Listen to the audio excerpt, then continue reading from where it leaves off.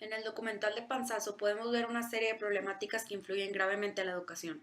Se culpa al sistema, la falta de preparación de los maestros y la poca seriedad que la mayoría de ellos tienen para dar clases. Cómo ellos son instruidos para memorizar libros y metodologías en vez de entenderlas y poderlas aplicar así en sus alumnos. La falsificación de certificados para ser maestros es un problema común. Por eso en el 2007 se puso la aplicación de un examen para evaluar a los maestros. 8 de cada 10 que lo presentaban no lo pasaron y aún así seguían dando clases.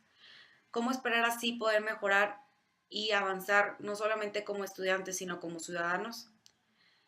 El dinero que el gobierno destina para la educación termina siendo usado en otras cosas o desviado en la mayoría de los casos, con planteles educativos en pésimo estado y que carecen de tecnología, alentando a los niños a seguir con la misma actitud de no querer aprender y de no entender la seriedad de la educación.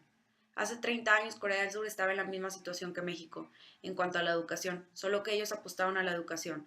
Casi el 100% de sus jóvenes se inscriben en universidades, cuando en México es solo el 30%. Si no se tiene un buen nivel educativo en un país, no se puede esperar ser más próspero.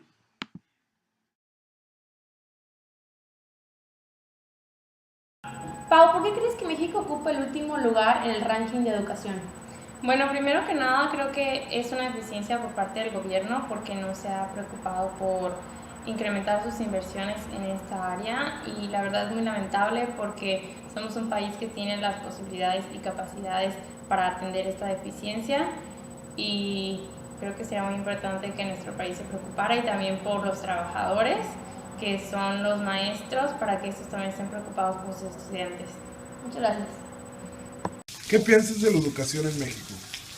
La educación en México yo creo que, bueno, no solo en México, sino en el mundo es una de las bases para crear una sociedad para bien y en México siento que es un país donde no se han alcanzado los niveles deseados, no se asignan los recursos que deberían asignarse a la educación y es por eso que está sufriendo tanto un país que cuenta con todos los recursos para salir adelante y pues simplemente en México no se asignan los recursos para lo que deberían y pues tiene un área de oportunidad muy grande.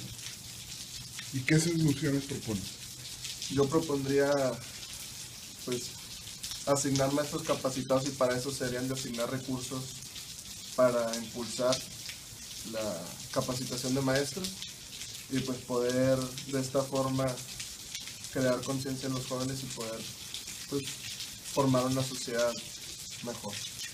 Gracias, Eugenio Casanova.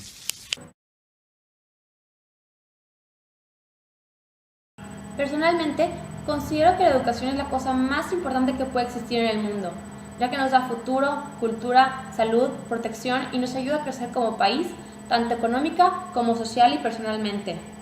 Es realmente triste ver el lugar que ocupamos en la lista de 30 países, el 30. Considero que es importante nosotros como ciudadanos tomar acción para poder así generar un cambio en nuestro país, ya que, aunque sea culpa del gobierno, también es culpa de nosotros como ciudadanos que nos permitimos esto. Para concluir el tema de la educación en nuestro país, primeramente, haciendo alusión en el documental de Panzazo, en donde ya se mencionaron las estadísticas de la nación respecto a la educación, las cuales son realmente penosas.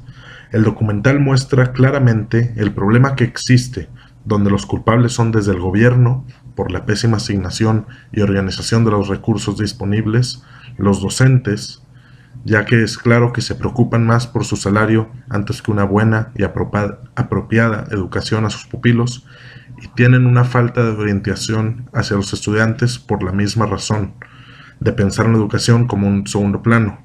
Y tercero, y quizás un reflejo de las dos razones anteriores, los estudiantes también mantienen cierta culpa, de donde de una u otra manera han crecido pensando que la educación no es tan importante.